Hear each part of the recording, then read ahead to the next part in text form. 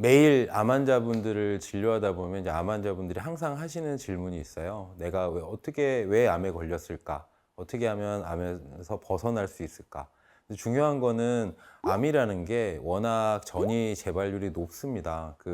특히 암으로 인한 사망률의 대부분은 전이암이에요. 우리가 눈에 보이지 않는 암세포들이 어딘가 자리를 잡고 있다가 암세포가 살기 좋은 환경이 됐을 때 암 조직으로 자라나고, 그래서 이제 암 진단을 받게 되는 거거든요. 대부분 이제 암 진단을 받고 나서 수술 항암 방사선이라는 표준 항암 치료라는 과정을 거치게 되는데, 이게 짧으면 6개월이고 길면 1년 정도에 대략 끝납니다. 근데 문제는 그 뒤죠. 보통 5년 동안 추적 관찰을 하긴 하는데 대부분 2년 전후로 탈이 많이 나요.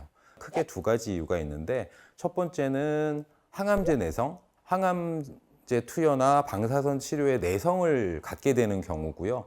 두 번째는 종양 미세 환경이라고 해서 종양이 살기 좋은 환경이 잘 구성이 됐을 때 여기저기 퍼져 있던, 아니면 혈액이나 림프를 타고 돌아다니던 순환종양세포라는 게 있는데, 걔네들이 자리를 잡고 커나가게 되는 상황, 그게 이제 전이암이라든지 암의 재발을 만들어내는 거죠. 수술 항암 방사선을 끝내고 나면 현재 쓰고 있는 검사나 진단 장비에는 암 조직을 발견할 수 없는 경우가 많아요. 막연한 불안함에 쌓여 있게 되는데, 그럴 때는 무엇보다 암 조직을 찾거나 발견하기 전에 암이 살기 좋은 환경이 내 몸에 이루어지고 있지 않은지 그걸 살펴보는 것이 좋습니다.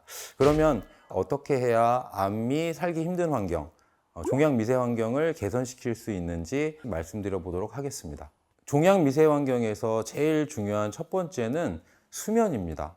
잠이 보약이라는 말이 있죠. 잠을 자야 기운이 나고 활동을 할 수 있게 되는데, 일단 암 환자들에게 제일 중요한 거는 면역력이거든요. 면역력이 떨어질 때 우리 몸을 돌아다니는 종양 순환세포들이 어딘가 자리를 잡고 커질 수가 있게 되는 거죠. 잠을 잘 때 우리가 몸이 회복되고 해독되고 이런 것과 더불어 기본적인 선천 면역에 해당되는 NK셀의 활성도도 증가하고요. T세포의 활성도도 증가하게 됩니다. 그리고 잠을 못 자게 되면 면역세포의 활성이 감소할 뿐 아니라 알러지 같은 걸 일으키는 면역세포들은 활성이 증가해서 알러지 질환도 발생하게 되는 거죠. 그렇다면은 어느 정도 수면을 해야 적정 수면이 되느냐면요. 성인 기준으로 볼 때 7, 8시간 정도를 추천 수면 시간이라고 하는데, 미국과 독일에서 연구한 게 있어요. 그러면 어느 시간대에 자는 게 제일 좋을까? 11시에서 7시까지 자는 게 가장 성장 호르몬 분비도 많고 면역세포의 활성도 증가하는 경향을 보이더라. 그리고 60세 이상에서는 최소 6시간 정도 수면을 권하는데요. 마찬가지로 11시나 12시 사이에 잠이 들고 6시, 7시 정도에 일어나는 게 제일 좋겠죠. 이게 한의학적으로는 음양으로 많이 설명을 하는데, 자시가 11시부터 1시까지죠. 자시가 되면 음기가 치성하고 양기는 모두 소멸하는 시간이에요. 그래서 사람이 활동을 하면 안 돼요. 귀신이 활동하는 시간이 자시죠. 주행성인 인간 같은 경우에는 자시 전에 잠들고 인시 이후에 깨어나라, 이렇게 얘기를 하고 있습니다. 그래야만 면역력이 가장 좋아진 상태를 유지할 수가 있는 거고요. 야간에 잠을 자지 않고 활동을 하게 되면 면역력을 떨어뜨리는 코티솔, 부신피질 호르몬이 증가하게 돼 있어요. 휴식을 취해야 되는데 몸이 움직이면 체온이나 혈압이나 맥박수 이런 것들을 증가시키고 뇌를 각성시켜야 되기 때문에 부신피질 호르몬이 증가해서 몸을 활동하게 만드는 거죠. 그러다 보면 면역력이 증가하지도 못하고 면역력이 더 떨어지는 그런 상황이 발생하기 때문에 암 환자분들에게 충분한 수면 무척 중요한데요. 실제로 암 환자분들은 수면의 질이 무척 좋지 않은 상태입니다.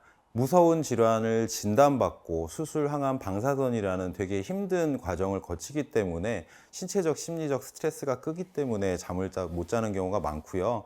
여성암 환자분들 경우에 호르몬 양성암의 경우에 호르몬 억제제를 씁니다. 그러면 자연스럽게 갱년기 증후군이 나타나게 되는데, 그것 때문에도 수면 장애를 많이 발생시키게 되거든요.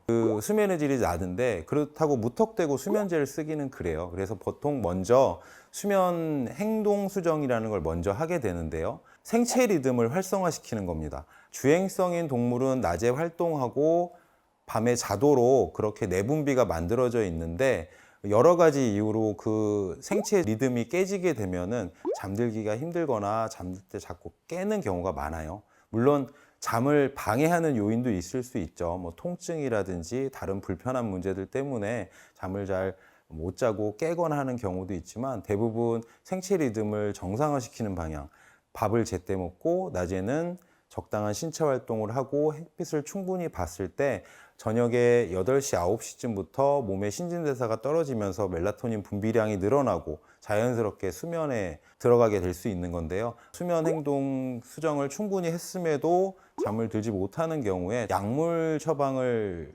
고려할 때 많이 쓰는 것이 멜라토닌입니다. 부작용이 크지 않고 해외에서는 건강기능식품으로 사용되고 있는 거니까요. 그런 것들 먼저 사용해 보시고 그런 게 안 될 때 수면제 처방을 해드리는 경우가 있어요.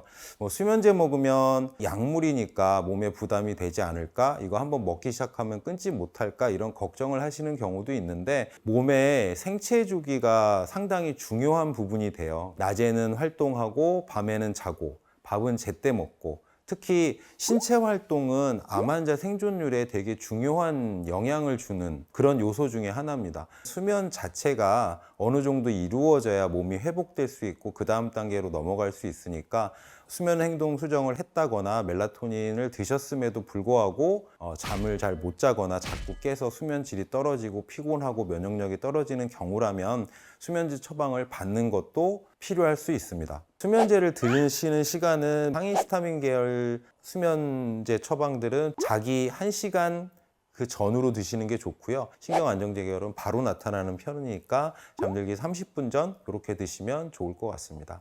암 환자 여러분, 잠이 보약입니다. 잠을 자지 못할 때 많은 문제가 생기고 전이재발의 큰 원인이 되니까요. 대수롭게 생각하지 마시고 수면 장애가 있을 땐 보다 적극적으로 대처해 주시면 좋겠습니다.